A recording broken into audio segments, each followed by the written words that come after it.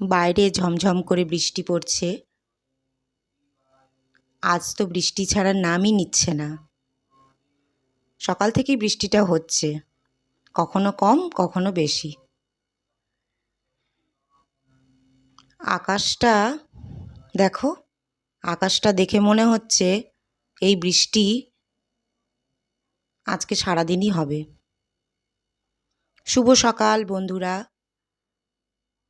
SA ফ্যামিলির নতুন একটা ব্লগে তোমাদের জানাই স্বাগত।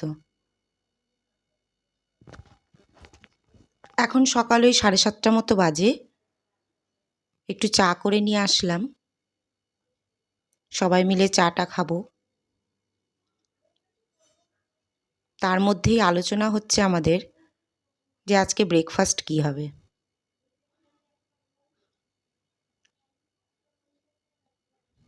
চলো ঝটপট রান্নাঘরে যাব, দিয়ে দেখি কি বানানো যায়।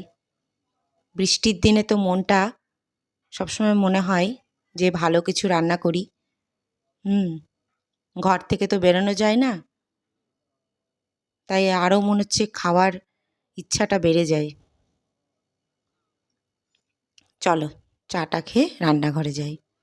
এই যে রান্নাঘরে চলে এসেছি, রান্না করছি একটু ছোলার ডাল আর করব লুচি। এইভাবে লুচি তোমরা যদি বেলো না, দেখবে খুব তাড়াতাড়ি হবে। একসাথে 4টা করে লুচি বেলা হয়। আমি আগে গোল গোল করে বেলতাম লুচি, কিন্তু এখন এইভাবেই করি। একা সংসার তো, সব কিছু একা হাতেই মেনটেন করতে হয়, সেই জন্য এইভাবে লুচি করলে তাড়াতাড়ি হয়ে যায়। চলো সকালে ব্রেকফাস্টটা করে নিই, তারপরে যাব স্নান করতে। এই যে স্নান করে চলে এসেছি, দেখো কত ঘেমে গেছি, মনে হচ্ছে স্নান করেছি। স্নান করে আরও গরম লাগছে আমার। অবশ্য কাজ আজকে অনেক ছিল, বাসন টাসন মাজলাম, কটা জামা কাপড় ছিল সেগুলোও কেচে দিলাম, তারপরে স্নান করলাম। চলো চলে এসেছি ঠাকুর ঘরে। আজকে আর আমি পুজো করব না, পুজো আজকে ছেলে করে দিয়েছে। আমি একটু শুধু প্রণাম করব, তারপরে চলে যাব রান্নাঘরে। দুপুরে রান্নাটাও তো করতে হবে বলো। চলো এবার যাই রান্নাঘরে। এই ফুলগুলো সব আমার কিন্তু ছাদ বাগানের ফুল। মা, কি রান্না করেছো আজকে? কি বলছিস? কি রান্না করেছো আজকে? কাঁচা কলা। হ্যাঁ, গলা করেছো, ভাত খাবো না।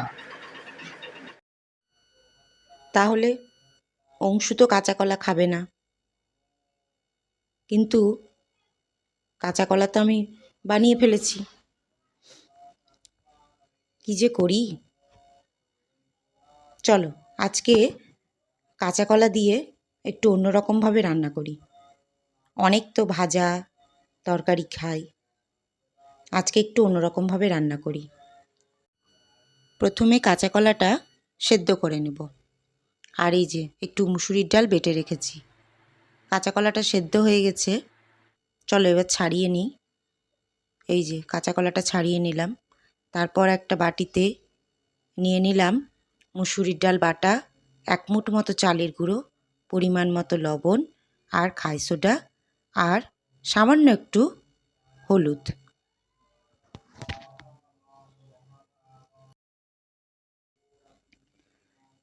তারপর কাঁচা কলাটা দিয়ে ভালো করে মেখে নিব।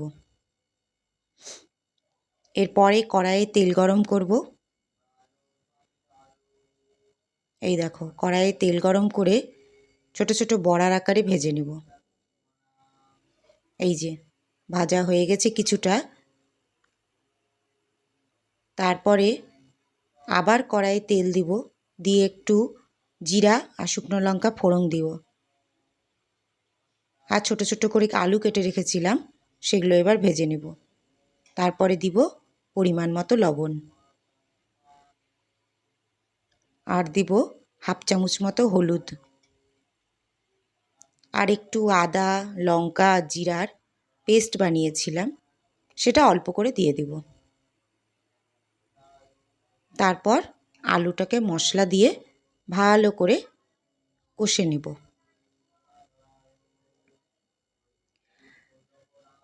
এই রান্নাটা করলে আমাদের বাড়ির সকলেই খুব ভালোই খেয়ে নেয় দেখি।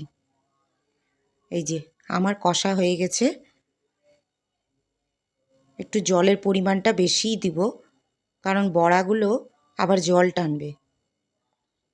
আলুগুলো যখন সেদ্ধ হয়ে যাবে তখন একটা বাটিতে কিন্তু নামিয়ে নিয়ে তারপরে বড়াগুলো তরকারিতে মিশিয়ে দিব, কারণ আগে দিলে বড়াটা ভেঙে যাওয়ার সম্ভাবনা থাকে, তো সেই জন্য।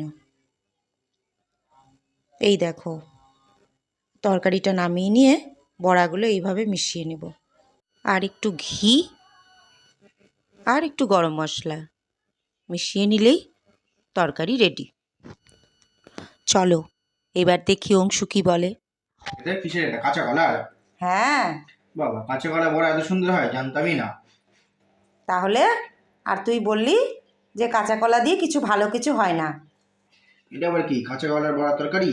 হ্যাঁ, বাহ। খেয়ে দেখ তো কেমন হয়েছে। হুম হুম, টেস্টি টেস্টি, তাহলে এক নম্বর। তাহলে এবার কাঁচা কলা দিয়ে কিছু হলে খাবি তো? খাবো, নাক শিরকাবো না।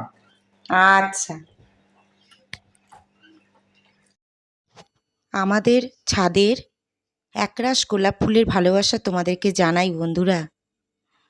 সবাই ভালো থেকো, সুস্থ থেকো। আজকের ভিডিওটা এখানেই শেষ করছি। ভালো লাগলে লাইক কমেন্ট ও সাবস্ক্রাইব করে দিও।